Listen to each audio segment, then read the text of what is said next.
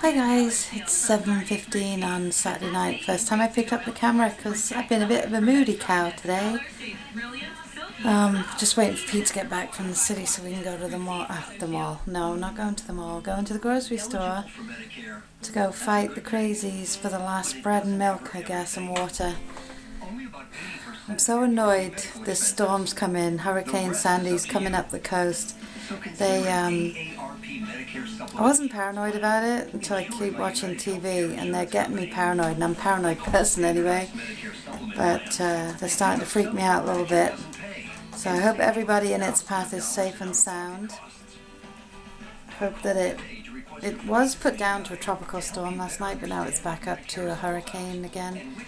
And the reason I'm nervous, Ashley has an overnight tomorrow and Monday, and I'm like nervous in case they don't close the store and she's stuck somewhere. But I'll cross that bridge when we come to it. Oh, Pete just walked in the door, so I'm going to go now, and I got some news on his dad, so I'll fill you in when I get back. Hopefully it won't be too stressful at the store. I'll talk to you in a bit, guys. Bye. Hey guys, just got back from the grocery store, 10 to 9. Oh, what an adventure. Everybody and their mother was out. The water shelves were stripped bare. But we had our case of water from Costco the other day, but I did get two of the 2 big gallon things, which I usually get the 1 gallon jugs for my coffee maker rather than do it through the tap. Even though I have a filter on it, it's not always the same, so I always buy the bottled water. And I got a couple of the big ones, but oh my god, everybody was out. It was crazy. And then driving downtown, there was an accident right behind us because people aren't paying attention. So, I don't know. So, Hurricane Sandy's coming. I think she's already hit the supermarket. But, and then everything was going wrong. Our scanner wouldn't work when we got to the register, you know, because we bag our own and scan it as we go along. So then we just do the scanner at the register and then put our card through, and that's all you have to do. We bag it as we go. So, and then of course the lady came and fixed it for us, and then Pete had bought some beer, so she had to come back. She was running back and forwards. She says, "I'm glad to see you've got your supplies for the storm." She's laughing. She's a nice lady. But just put everything away and just bought a frozen pizza and throw that in the oven for dinner. And I'll check in with you guys in a little bit. I am roasting. It really is the calm before the storm. It's so warm out. It's weird. I've got my windows open. Put a sweater on to go to the supermarket and didn't need it. But anyway, I'll talk to you guys in a little bit. Hope you're doing well. Bye. This dinner. Haven't tried this one before. Chicken club. Louis, stop it. Oh, you little pig. Looks good, smells good. Looks quite good.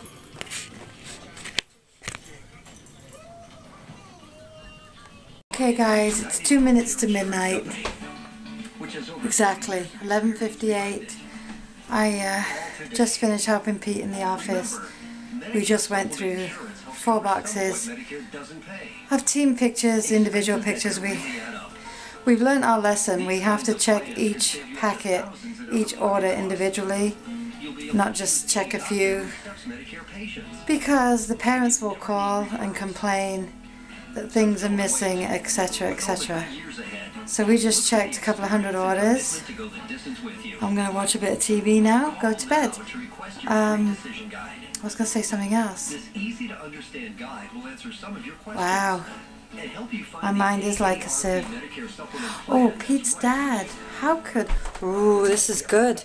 Pete went to the photo show at the Jacob Javits Center today. I usually go with him, but we usually go on a Thursday or Friday, and today, with everything that's been going on, we couldn't go.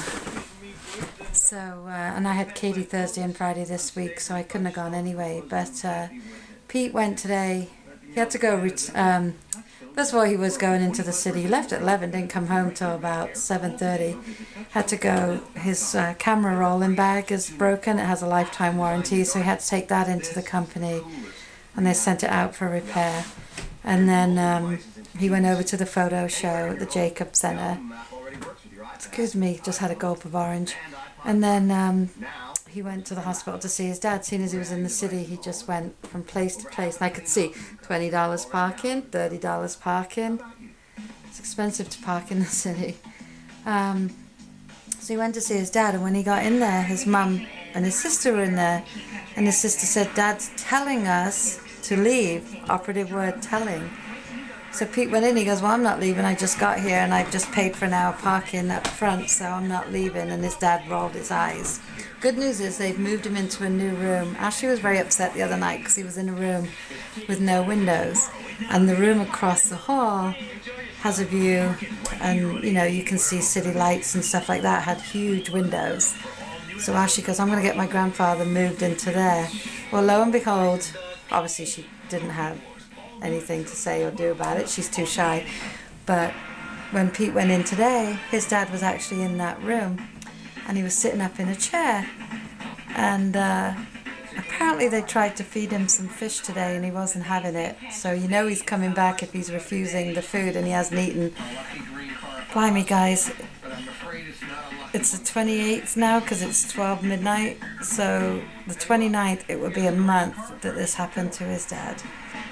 And as of last night, his dad's been whispering a few words, so he's able to communicate a little bit, enough that he was rolling his eyes at Pete, so Pete was asking him questions. He's like, "How you doing, Dad?" And his dad said, "Sucks." So he's well aware that his situation sucks, which was cool. If you know his dad, again, feisty. If you look back to some of my videos from earlier on this year, you'll see his dad, little tough Italian man. And then he goes, "I know, Dad, but you got to stay here. We want you to be well." And he said, I can't put a sentence together yet, but you know, this is still huge. He said, "Pete, bed." And he was pointing to his bed. He wanted Pete to put him back in bed, but obviously Pete couldn't do that. They had him strapped to the chair because he's still very, very weak, but they wanted him sitting up. And then he told Pete to leave. He goes, "Pete, leave." He knows the storm's coming. I don't know if I'd have told him that because his dad's a warrior, and whenever storms are coming, his dad will call each of his kids like 10 times to make sure they're all right and if we've got everything we need. So somebody told him the storm was coming, and he told Pete, "Leave, weather bad." So anyway, we're excited. There's a little bit of communication. Seems like, you know, because they were worried about brain function and stuff, so yay! More positive. Still very weak. He's still on the critical list, but the fact that he's saying a couple of words, guys, is absolutely massive. I wish I'd gone now because I would have loved to have heard. It's all a whisper. It's not obviously a loud voice because he's got the trek in his throat. But he did say he wanted a drink of water, and he was trying to suck on the straw, but he's not allowed to do that. They're only allowed to wet his lips because he's still got the IVs and stuff in, but he can't drink because of this. So, but anyway, it seems like another little step, another progress step. Progress, mummy, progress. So I'm excited. So on that note, I'm going to love and leave you. It's a little after 12. I'm going to go have a drink, put my laundry away. I just folded some laundry and I've got another load to grab out of the dryer now. And I'll see you tomorrow. Take care, guys. Bye.